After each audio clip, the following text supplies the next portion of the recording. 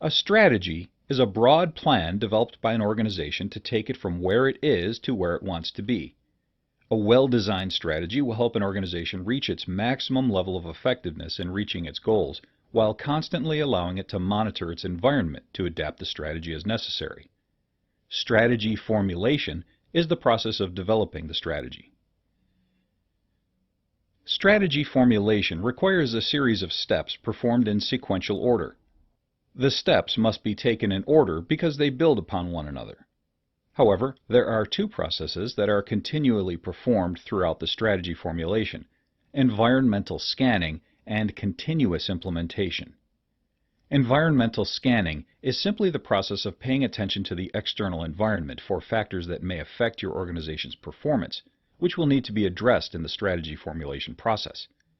For example, you'll pay attention to what your competition is doing and make adjustments to your strategic plan as necessary throughout the process. Continuous implementation is simply implementing parts of the strategy that must take place in order for the next step of the strategy formulation process to be undertaken. The rest of the strategy formulation must be taken in order. The first step is values assessment. Every organization has values, and the strategic plan should align with the organization's values.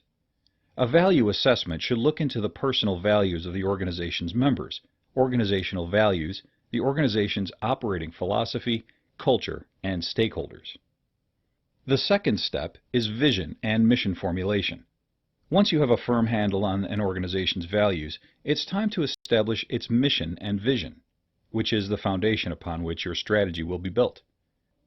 An effective vision requires a core ideology and an envisioned future. A core ideology is the force that binds the organization together. It consists of core values and core purposes. The core purpose is the organization's raison d'être, or reason for being. It's why the organization even exists, what it's here for. The envisioned future is your conception of where the organization will be at a specific point in time. The mission statement states the purpose of the organization in express and unequivocal terms.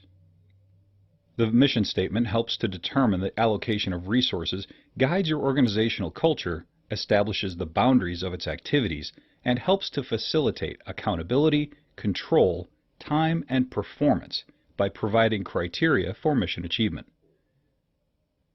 The next step is strategy design, which involves 4 elements. First, you must identify the major lines of your organization's business or activities, called LOBs. Then you must establish critical success indicators, CSIs, which are just a way to measure progress towards the organization's mission. Indicators should include a target deadline. Indicators can include such things as the return on investment, profit margins, customer loyalty, and employee retention. Next, you need to identify where you will focus your efforts, known as strategic thrusts. Examples of strategic thrusts include focusing on existing products and services, development of joint ventures and strategic alliances, diversification, or liquidation. Finally, you need to figure out what type of organizational culture must be developed to achieve the organization's goals. Next, you'll want to do a performance audit analysis, which is a close look at the company's strengths, weaknesses, external opportunities, and threats. This is often referred to as a SWOT analysis. The fifth step is to perform a gap analysis, which is simply to discover any gaps in the organization's performance towards its goals. You can accomplish a gap analysis by asking 3 questions. What is the organization doing? What does it need to stop doing? And what is the organization not doing that it needs to do? The 6th step, action plan development, is really the heart of the strategy. It brings everything together. You develop the goals and objectives for the organization during this stage of strategy formulation. A goal is what your organization wants to accomplish in the long term. The goals are developed from the organization's vision and mission. Goals should be consistent with the organization's culture, be ethical, and be legal. Objectives are short-term goals that help advance the overall long-term goals and relate to all functional areas of your organization, such as production, research and development, marketing, human resources, finance, and so on. Next, you'll need to do some contingency planning. Things change that make strategies obsolete. A contingency plan will help your organization more efficiently and effectively adjust to change. And the eighth and final step is implementation, which is simply putting the strategy into action. In order to be effective, every member of the organization should support the strategy, especially the organization's leadership.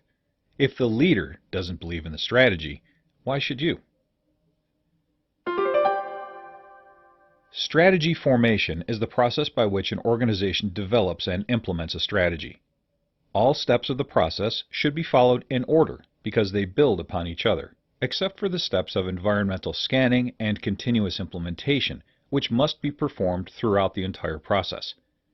The other steps of the process include value assessment, vision and mission formulation, strategy design, performance audit analysis, action plan development, contingency planning, and implementation.